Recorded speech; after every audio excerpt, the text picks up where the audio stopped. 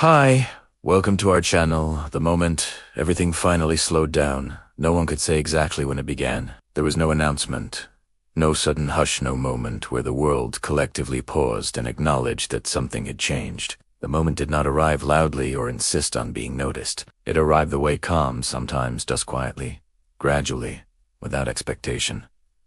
At first, it was easy to miss. A man waiting for a kettle to boil noticed the steam rose more slowly than usual. A woman standing at a bus stop realized she had been watching the road without feeling impatient. Somewhere, a clock continued ticking. But the sound felt farther away, as though it had stepped back to give the room more space. Nothing stopped. Nothing broke. Everything simply eased.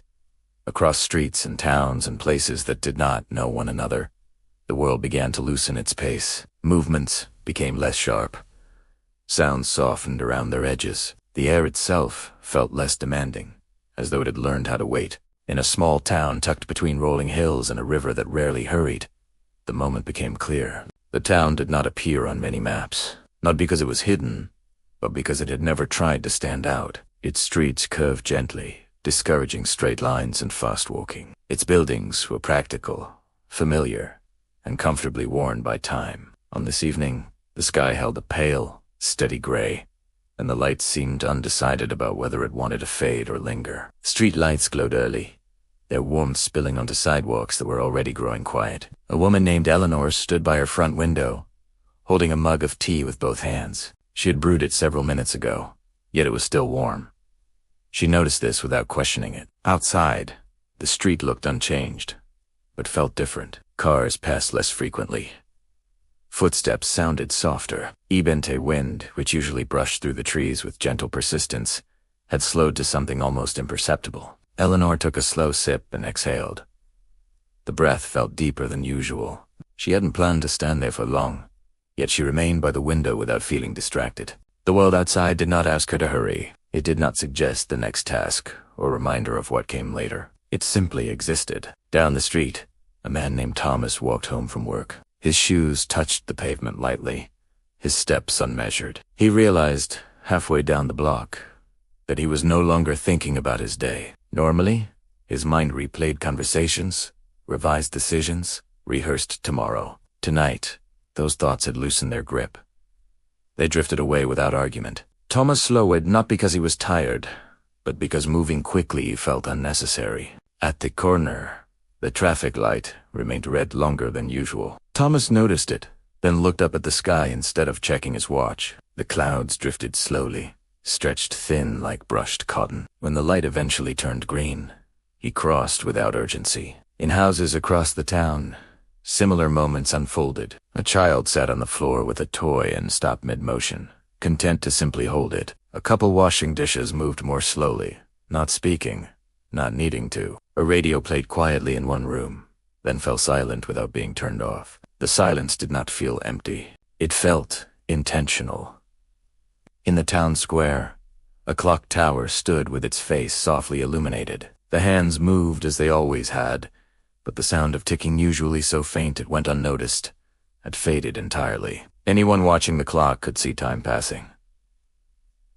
They simply could not hear it. A man sitting on a bench beneath the clock noticed this. His name was Samuel, and he had lived in the town his entire life. He tilted his head slightly, listening. Nothing.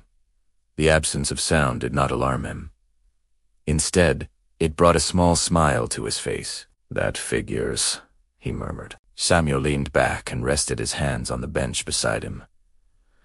The wood felt cool and smooth beneath his palms. He watched the light shift across the square, unhurried. This was the moment everything finally slowed down. Not all at once, not everywhere at the same time, but enough that it could be felt. Across the river, water moved with less insistence. The surface smoothed, reflecting the sky so clearly it was difficult to tell where water ended and air began. Leaves rested on the surface without drifting away. In the bakery near the square, the baker wiped down the counter she had already cleaned twice. She wasn't trying to finish. She simply enjoyed the rhythm of the cloth moving across wood. When she set the cloth down, she did not immediately reach for the light switch. She stood still, listening. There was nothing to hear, and that felt right. Time had not stopped. It had stepped aside. Across the world, far beyond this town, similar shifts occurred. In a city known for its constant noise, traffic thinned without explanation. A subway train paused between stations longer than usual. Its doors closed, its interior calm. Passengers sat quietly, some resting their heads back, others gazing at nothing in particular. No one complained. In a rural field, wind moved through tall grass and then paused, leaving the blades standing perfectly still. Birds perched without calling. The space between sounds widened. In a hospital room, a patient slept deeply, the breathing steady. Machines continued their careful work, quieter than usual, as though they too had agreed not to demand attention. Life continued. Responsibility remained. But urgency loosened. Back in the town, Eleanor stepped away from the window and sat in her favorite chair. She placed her mug on the table beside her and rested her hands in her lap. She felt no need to fill the space with thought. Her breathing slowed. Her shoulders dropped. She realized, dimly, how long it had been since she had felt this unburdened by time. Thomas reached his front door and paused with his hand on the handle. He could not remember the last time he had stopped before entering his own home. Inside, the house greeted him with familiar quiet. He placed his keys in their bowl carefully, noticing the soft sound they made. He did not turn on the overhead light. The room glowed faintly from the outside. He sat on the couch and leaned back, closing his eyes. He was not asleep. He was resting inside the slowdown. Somewhere in the town, a bell prepared to ring the hour. It did not. The mechanism inside the tower remained still, warm but unengaged. The bell was not broken. It was simply resting. This hour, this widened moment did not need to be marked. It did not need a name, but it was the moment everything finally slowed down, and it was still unfolding. As the slowdown deepened, it became clear that the world had not lost its ability to move. It had simply chosen not to rush. The moment stretched outward, widening like a calm lake after a stone has been gently set down instead of thrown. There were no ripples of panic, no sudden questions about what should happen next. The world did not search for instructions. It rested inside the pause. In Eleanor's living room, the light from the street softened further, spreading across the floor in a pale, steady shape. Shadows remained where they were. They did not creep or shrink. They held their form patiently, as if they had learned that change was optional. Eleanor leaned back in her chair and closed her eyes. She was not tired in the way that demanded sleep. She was tired in a quieter way, the kind that comes from moving forward. For too long without stopping to notice where you are. Inside the slowdown, that tiredness loosened. It did not disappear, but it no longer asked for attention. She breathed slowly, feeling the rise and fall of her chest. For once, the breath felt complete. Across town, Thomas lay stretched along his couch, one arm resting loosely at his side. The usual hum of his thoughts had faded into something distant, like a sound heard through walls rather than directly. He became aware of small details. He usually ignored the weight of his body against the cushions. The faint warmth still held in the room, the way the air felt thicker, kinder. He did not think about tomorrow. Tomorrow would arrive whether he prepared for it or not. Tonight belonged only to itself. Outside, the town continued to soften. Streetlights glowed evenly, their halos overlapping gently without competing. The pavement reflected light in muted tones. The roads no longer felt like paths meant to carry people quickly from one place to another. They felt like surfaces that simply existed, content to be walked on. In the town square, Samuel remained on the bench beneath the clock tower. He had not moved for some time, though he did not feel stiff or restless. The bench supported him comfortably, the wood cool beneath his coat. Above him, the clock face glowed. The hands continued their slow rotation, marking time without sound. Samuel watched them without counting. He felt something settle inside him, a sense that he had been waiting for this moment without knowing it. "All right," he murmured quietly. "I see." He closed his eyes and rested his head back, allowing the quiet to surround him fully. The slowdown was not dramatic. It did not feel supernatural. It felt familiar, like remembering how to sit down after standing for too long. In houses across the town, people paused in similar ways. A woman folding laundry stopped mid-fold and placed the fabric neatly on the table. A man reading a book let it rest open on his lap, no longer feeling the need to turn the page. A child sitting at a desk put down a pencil and leaned back in their chair, staring at the ceiling without boredom. No one felt interrupted. They felt permitted.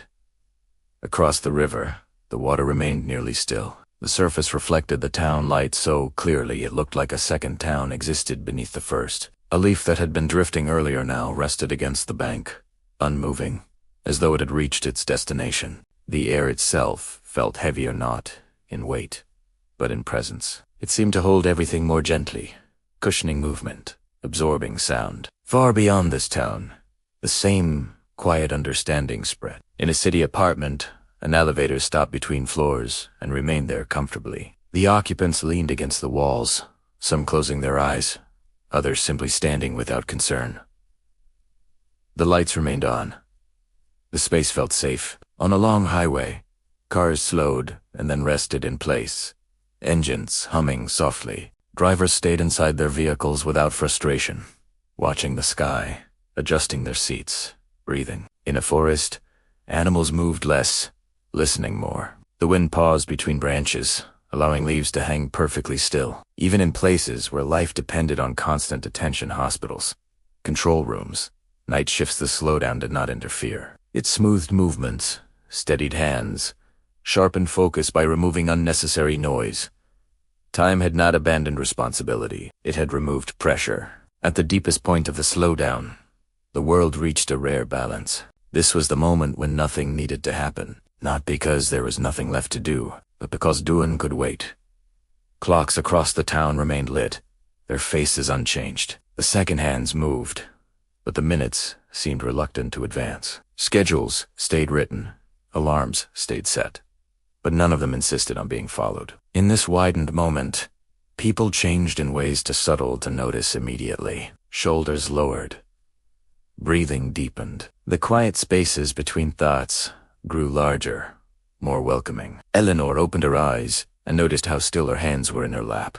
She could not remember the last time she had sat without fidgeting, without reaching for something to occupy herself. She smiled faintly. "It's all right," she whispered, though she did not know who she was reassuring. Thomas shifted on the couch and stretched, his joints moving easily. His body felt lighter, as though it had been carrying something unnecessary that had finally been set down. He sat up and looked around his living room. Everything looked the same, yet everything felt different. In the bakery, the baker turned off the last light and stood for a moment in the darkness, listening. The silence did not feel empty. It felt complete. She locked the door and stepped outside, letting the cool air touch her face. The night held her there without asking her to explain herself. In the square, the bell inside the clock tower remained silent. The metal rested, unstrained. The mechanism that usually pulled it into motion stayed warm, awake, but unengaged. The bell was not broken. It was honoring the moment. This was the heart of the slowdown. The place where time rested fully. No one marked it. No record would be kept. Yet everyone inside it felt the same quiet understanding. That movement was optional. That stillness was allowed. That the world could continue without being pushed. Then so gently it could not be named. The slowdown began to ease. Not end. Ease. The first signs were subtle. A breeze passed through the trees, careful and light. A ripple appeared on the river's surface, spreading slowly outward. Somewhere, a distant sound returned, not loud, not sharp, but familiar. The world tested motion like a foot touching water. In Eleanor's living room, the light shifted slightly as a cloud moved across the sky. Shadows adjusted. Justa lethal. Thomas stood and walked to his window. He watched as a car passed down the street, moving slowly, unhurried. He felt no disappointment that the pause was ending. It had given him what he needed. In the town square, Samuel opened his eyes and straightened on the bench. He stood slowly, stretching his arms above his head. His joints moved easily, his body feeling rested in a way sleep alone rarely achieved. "Well then," he said quietly, "that was something." The clock tower bell remained silent for one more hour, allowing the slowdown to release at its own pace. Snow, what little had begun to fall earlier, drifted more steadily now, settling on rooftops and sidewalks in gentle layers. The air felt lighter, less dense. Across the world, motion returned carefully. Cars resumed their routes. Elevators reached their floors. Trains continued along their tracks. Conversations picked up again, softly at first, then with growing confidence. The world did not lurch forward. It stepped. By the time the sky began to lighten at the horizon, the moment had fully passed. Time moved again. Minutes advanced. Schedules regained their meaning, but something remained. People carried it with them, without knowing how or why. A memory of spaciousness. A sense that not every moment needed to be filled. A quiet understanding that slowing down had not broken anything, it had revealed something. Eleanor rose from her chair as morning approached. She finished her tea, which was still warm, and carried the mug to the kitchen. Her movements were unhurried, deliberate. She felt ready. Thomas stepped outside, breathing in the cool air. The street felt awake, but calm. The world had not rushed back into itself. It had returned gently. He smiled to himself and began walking, carrying the slowdown inside him. In Te Bakery, the ovens would warm again. In T Square, the bell would ring later. Clear and steady, life would continue, as it always did. But beneath it all, something had shifted. The moment everything finally slowed down had not changed the world. It had changed how the world felt, and that feeling lingered in quieter footsteps, in softer voices, in breaths taken just a little more deeply. Time remembered how to move, but it moved now with a gentler understanding that sometimes slowing down was not a failure. It was a kindness.